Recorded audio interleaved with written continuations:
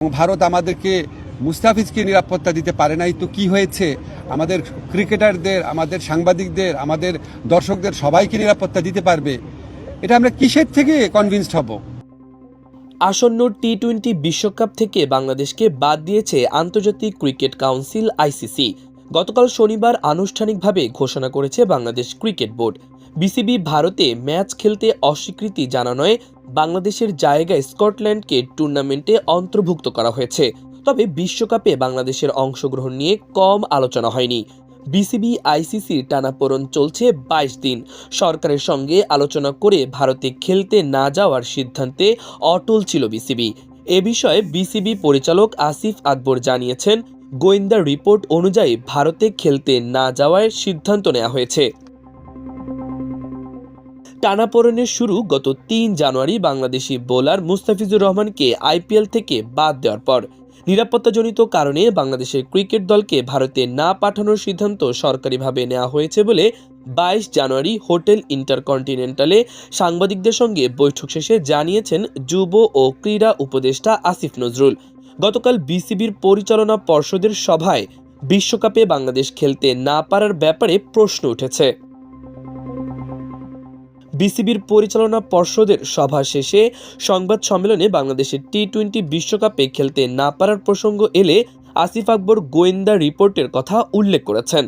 সাংবাদিকদের প্রশ্নের উত্তরে বিসিবি পরিচালক বলেন, গোয়েন্দা রিপোর্ট অনুযায়ী সরকার সিদ্ধান্ত নিয়েছে। সরকারের নিজস্ব প্রশ্ন ছিল এখানে। তাদের একটা গোয়েন্দা প্রতিবেদন থাকে যে আমাদের ক্রিকেটার, সাংবাদিক, দর্শক বা টেকনিক্যাল লোকজন যাবে।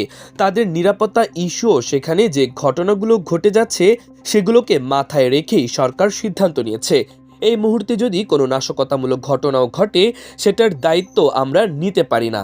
এটা সরকারের সিদ্ধান্ত।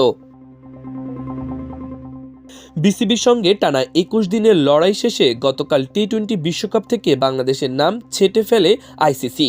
ভারতে বাংলাদেশের দল না পাঠানোর ব্যাপারে দেশের 4 মন্ত্রণালয় একসঙ্গে আলোচনা করে সিদ্ধান্ত নিয়েছে বলে জানিয়েছে আসিফ আকবর।